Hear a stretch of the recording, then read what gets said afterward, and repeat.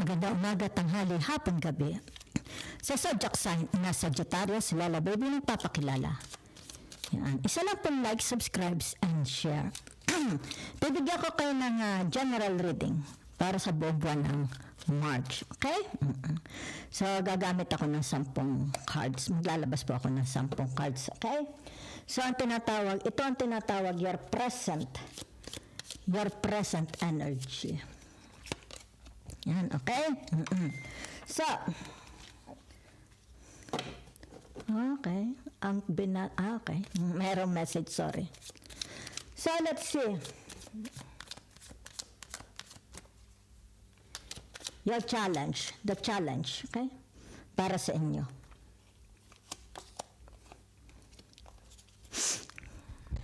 Sandali tayo microphone. Okay. So, let's see your past and present. Okay?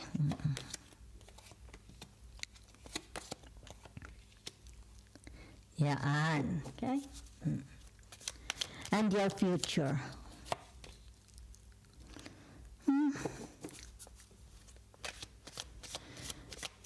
As above, so below. And the advice.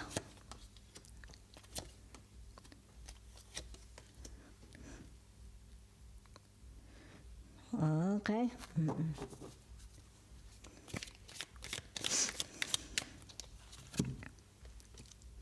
Okay. So, ito yung tinatawag na external influence. Okay? Influences from people, energy. Okay? So, tingnan natin your fears and hopes and the outcome. Potential outcome para sa mga Sagittarius. Okay? The bottom card is tinatawag na the 4 of Wands. Yan ha. So, okay. Ito ang tinatawag na you're on the crossroads. Diba? Yan.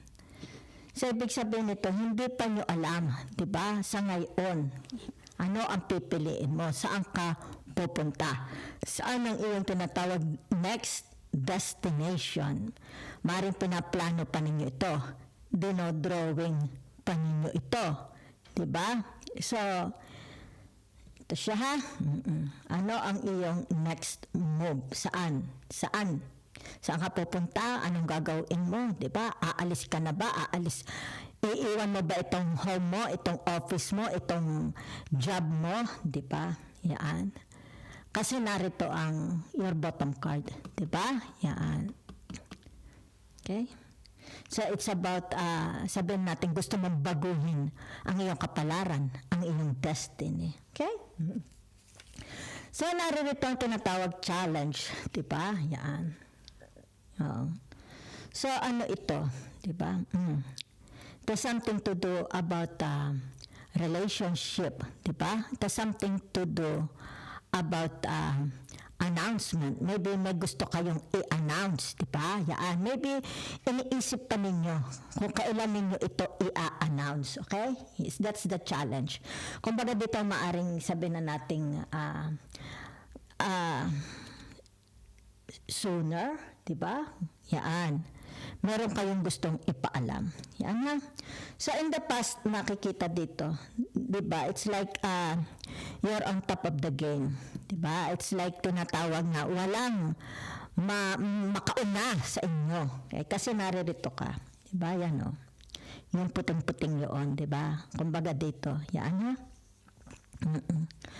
Walang makaagaw ng iyong corona. Diba? Kumbaga dito yung tinatawag, ikaw isa on top form, on top shape. Diba? Yan. So, kumbaga dito yung tinatawag, if they have new ideas, meron ka rin new ideas. Diba? Hindi ka nagpapahuli. From the past, diba? Kung ano ang trend, sige. Diba? Yan. Naroon ka rin sa trend, diba? So, it's about competition. A friendly competition. Maring sa negosyo, sa hanap buhay, sa inyong trabaho, di ba? Pwede rin naman family. Okay? So, narito ang tinatawag na the Page of Cups, it's about your emotion now, okay? At present. O, diba? It's like reflection, self-reflection.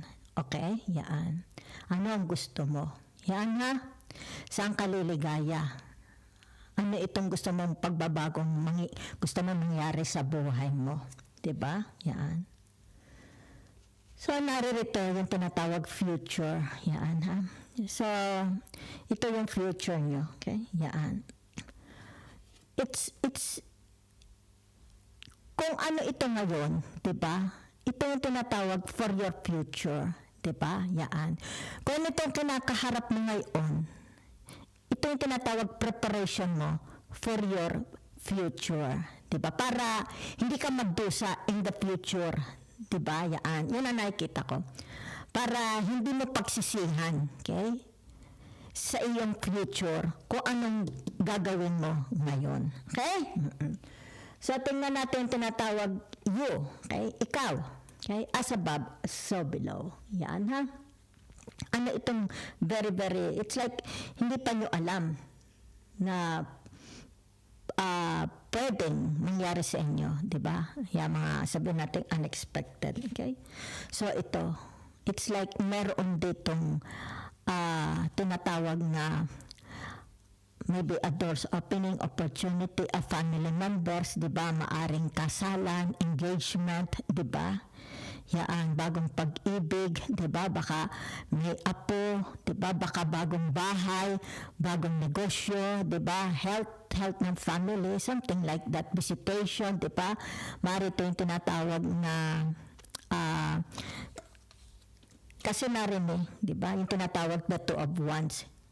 It's about you at kung sino itong kausap ninyo. Most of the time nakikita ko, palagi kayong may kausap sa mobile ninyo. Diba? It's like tinatawag, ina-update ninyo. Diba? Ano ang next na mangyayari? Ano ang next step? Something like that. Diba? Yan. Maaring dito sabihin na natin merong magbubuklod. Okay?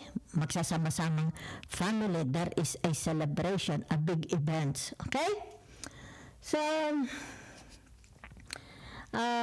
tingnan natin ha. Yung tinatawag na ito. Okay? Advice or challenge. Okay? Sa inyong tinatawag present. Okay? Yan. Present energy. Ito ang the moon. Okay? Yan. So, pag sinabi mong the moon, the high priestess. Di ba? Yan. So, it's more on whatever is this, di ba? It's like tinatawag dito na kung ano man ito. Yan ha. Ito yung tinatawag na maaring hindi pa ito. Yan. Wala pa itong katiyakan. Yan. Kasi narito ang the moon. Wala pang katiyakan. Okay? Kung kailan ito i-announce, sasabihin. There is still no formal announcement. Yan ha, kasi yan no, nakapikit ang mata nyo ha. Wala pa itong formal announcement. Yan ha, kung kailan ito mangyayari, kailan ito ipamamalita, tinatawag invitation, maybe an invitation or a assembly or tinatawag magkailangan ng around the table, yung tinatawag na around the table, di ba? Yan. Kumbaga may mga pag-uusapan, merong ipaalam, di ba? So wala pa, okay? Wala pa itong formal, okay? Kung kailan ito sasabihin, broadcasting, okay? So naririto ang tinatawag na paano ito nakakaapekto, di ba? Sa iyo, yung tinatawag na the outside, okay? Yan. External influence, pwedeng mga tao, di ba? Pwedeng energy, yan, energy ng mga tao, yan ha. So, since ito yung tinatawag na, ito palang the moon is the Pisces, okay? So, kumbaga dito nananahimik pa, okay? Wala pang kasiguraduhan kung kailan ito ilalathala, i-announce, di ba? I-broadcast. So, ito yung tinatawag na, okay? nakikita ko for you is most of the time naroon kayo sa computer, di ba? Yan. So, nakikita dito yung tinatawag na wala, it's like siguro marami kayong mga natatanggap na message or tinatawag na calls, di ba? Kumbaga dito, they wanna find out. Kung nakikita mo yung kanilang tinatawag siguro excitement, di ba? Gustong-gusto na nila malaman. Pero, kumbaga dito yung tinatawag, tinitikon mo pa lang yung bibig mo, di ba? Yan, siguro makulit sila, kinukulit ka nila. Pero nakikita dito, tikom ang bibig mo. Okay? Yan. So, tingnan natin ang tinatawag na your fears and hope. Okay? So, babunot ako ng cards. Yan ha. So, ibig sabihin nito yung tinatawag na paano nila ito, let's say, okay, meron kayong gustong baguhin, di ba? Halimbawa, sabihin na natin sa appearance mo, okay? O kaya is health, okay? Something like that. May mga gusto kayong baguhin, okay? How they will welcome it. Paano nila ito tinatawag na yung kanilang reaction, di ba? Yan. So, maaaring sabihin na natin gusto mong lumipat. Kaya halimbawa sabihin na natin gusto mo na mag-resign. Gusto mo na, kasi narito kayo sa tinatawag na, yan ha? Ano yung tawag dito yung crossroad, di ba? Nasa crossroad kayo, hindi pa nyo masabi, hindi pa kayo makapag-decide, okay, sa gagawin, okay. So, maaaring ito sabihin na natin ay pag-ibig, halimbawa, iiwan ng marriage, di ba? Halimbawa, i-dissolve ang marriage, or it has something to do about your body, your appearance, your health, di ba? Or it has something to do about your wealth, di ba? Your investment, your business, your hanap buhay. So, your fears, ang ibig sabihin nito, it's about your fears and hope. Paano nila ito, it's like, i-welcome. Diba? Ano ang kanilang magiging reaction? Yan ha. So, ito yung tinatawag na potential outcome for you. Okay? Yan. So, ibig sabihin nito yung tinatawag na maybe you are ready na. Okay? You are planning. Okay?